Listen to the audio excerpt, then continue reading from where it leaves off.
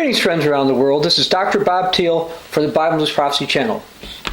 The United Kingdom formally left the European Union at 11 p.m. January 31st, 2020. Nigel Farage said this is the greatest moment in modern British history. Is this true? Well, many in the United Kingdom are celebrating, and many there, as well as other parts of Europe, are mourning. What's going to happen? Let's give you a little bit of background. Back in June of 2016, actually on the 23rd of June, the majority of people who voted in the United Kingdom voted to leave the European Union.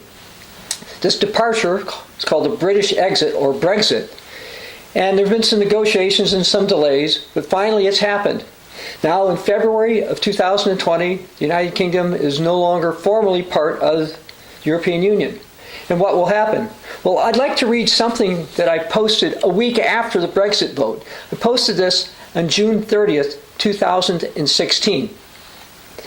There will come a reorganization that will essentially result in a war union that will rise in Europe. A militaristic superstate will form in Europe. The Brexit vote is a push in that direction. So that's what I wrote, and it's based on various biblical prophecies, which I'm going to get to. But I'd like to read something that was reported on Brexit Day. European Parliament President David Sassoli confirmed that Brussels bloc is not excluding the near possibility of an EU army being formed on the morning the United Kingdom finally becomes independent. He told Italy's Radio 24, "It's not a given that in the coming future we won't have something that resembles a European army. Because of today's security issues, force more and more member states to work together. But Europe has pledged a fundamental thing. We said never again to war. So our army will never serve as a war instrument, but rather as a support to the international community. We wanted a Europe that was a field of countries betting on peace, not on military activities." But of course, building a European army certainly means that Europe can go to war. In the news today, I saw something from Germany regarding military. Bundestag President Wolfgang Schäuble told the Funk Media Group of regional newspapers on Friday that Germany needed to take more responsibility in military affairs with its allies. "We can't hide. If Europe is to play a stronger role, then we must play our part," Schäuble said. "We cannot leave everything to the French and the Americans." Well, yes, the Europeans will have their own army. As a matter of fact, in Daniel chapter 11, verse 25, it says that Europe will have a great army. And in Daniel 11, verse 40, it says Europe is going to have many ships in this particular army. Why do we say that? Because there's various biblical prophecies along those lines. For example, let's go to the book of Revelation. Revelation chapter 13, starting in verse 1. "Then I stood on the sand of the sea, and I saw a beast rising up in the sea, having 7 heads and 10 horns, and on his horns 10 crowns, and on his heads a blasphemous name. Now the beast which I saw was like a leopard, his feet were like the feet of a bear, his mouth like the mouth of a lion. The dragon gave him his power, his throne, his great authority. And I saw one of his heads as had been mortally wounded, and his deadly wound was healed. And all the world marveled and followed the beast. So they worshipped the dragon who gave authority to the beast, and they worshipped the beast, saying, 'Who is like the beast? Who is able to make war with him?'" Now we see several things about this. First of all, this is a beast from the sea. And if you look at the images that are talked about, you can also read about those in Daniel 7, and you'll find out the sea there is called the Great Sea, which is the Mediterranean Sea.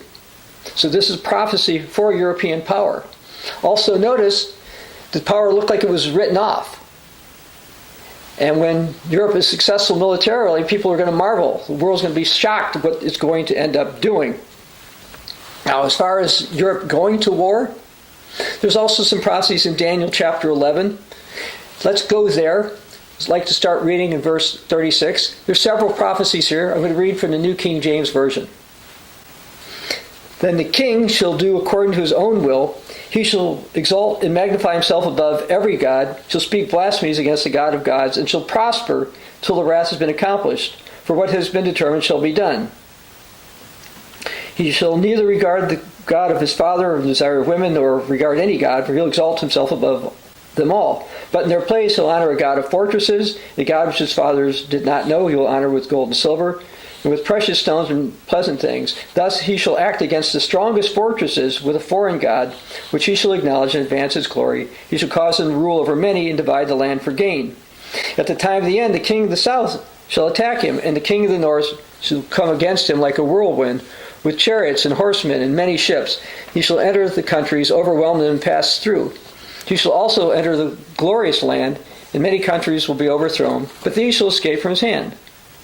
Edom, Moab, and the prominent people of Ammon. He shall stretch out his hand against the countries, and the land of Egypt shall not escape. He shall have power over the treasures of gold and silver and all the precious things of Egypt. Also, the Libyans and Ethiopians, that should be Cushites, shall follow at his heels. But news from the east and the north shall trouble him. Therefore he shall go out in great fury to destroy and annihilate many. So clearly from the Bible, we see a European power is going to become a warring power. Now, as far as Brexit goes, many of us in the Church of God have been saying for a long time that this was going to happen.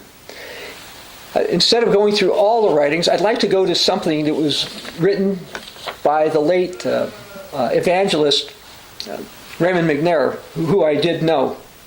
This is from Tomorrow's World magazine, February of 1970.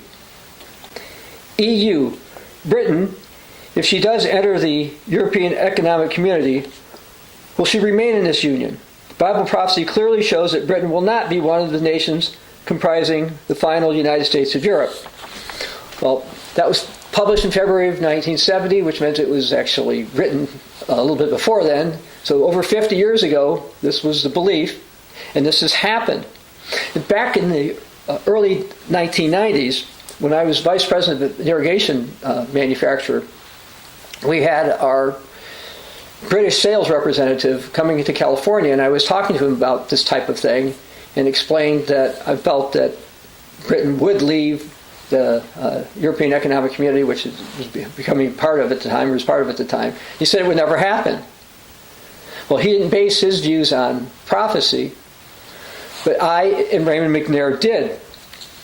And of course, now that the European Union is now separate from the United Kingdom, what I've said and what Raymond McNair wrote has come to pass.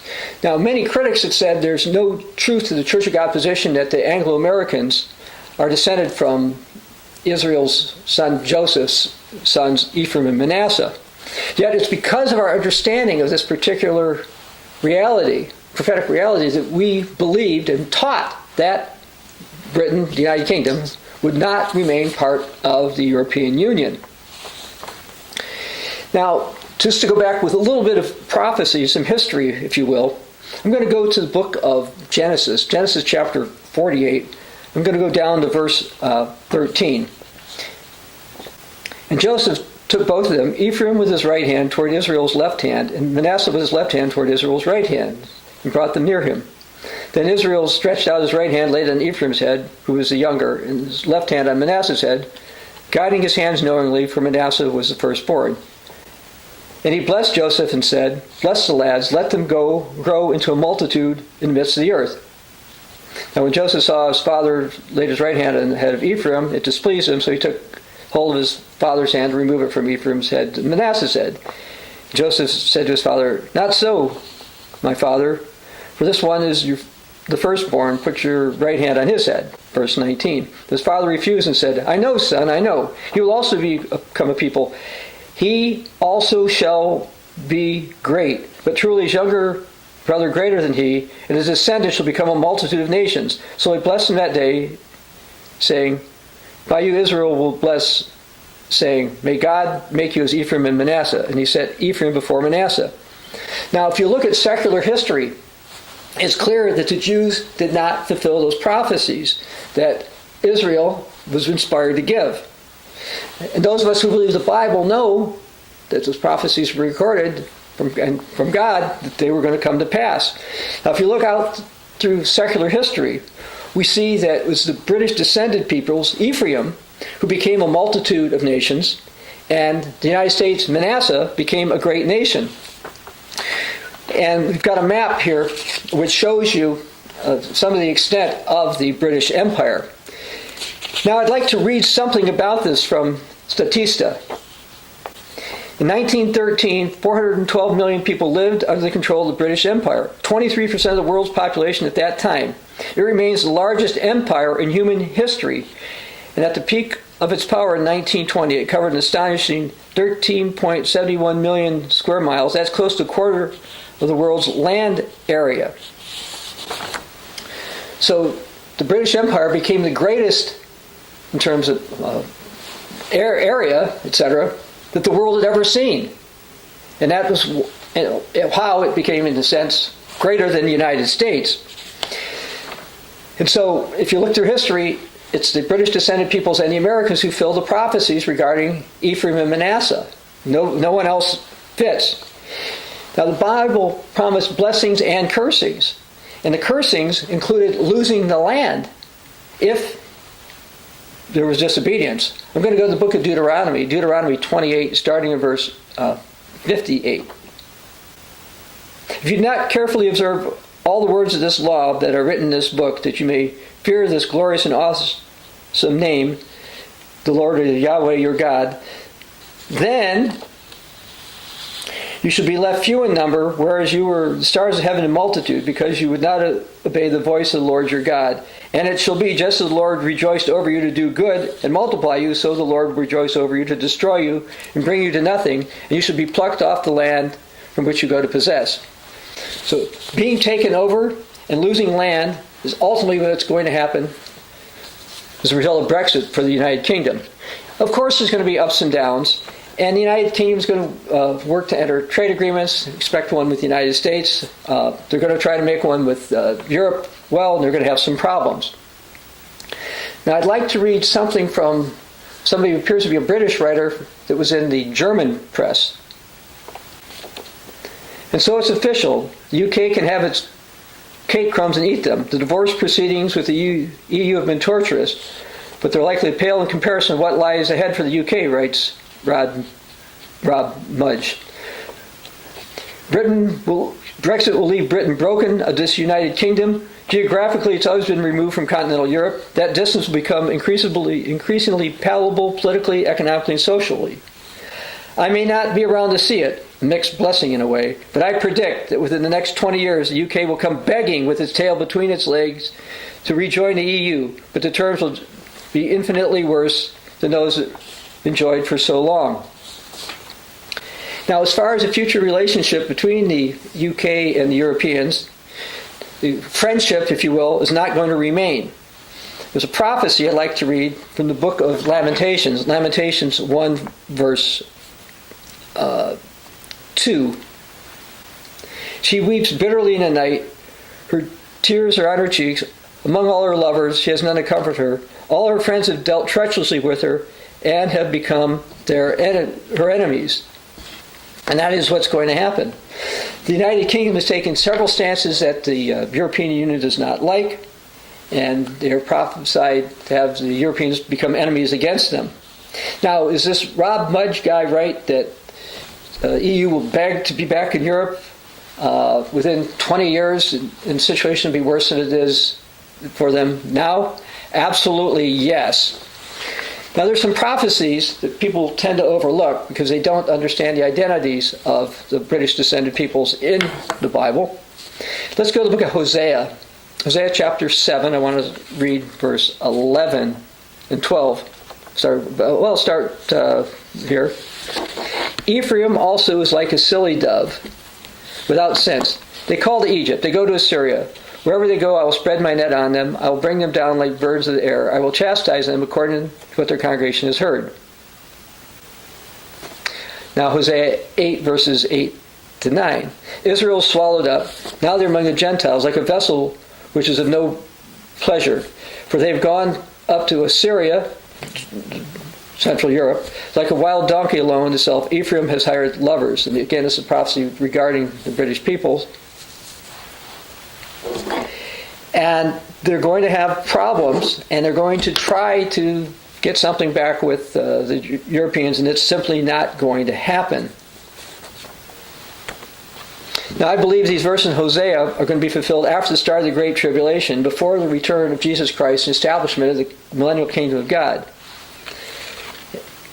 In other words, it's going to happen after the UK is defeated militarily by the European beast power. And then those in the UK will beg to be treated something as other than a conquered people. Well, what about Europe? Well, the Europeans are already concerned they're going to have to pay more in order to support the EU since the UK is leaving it, because the UK is now out.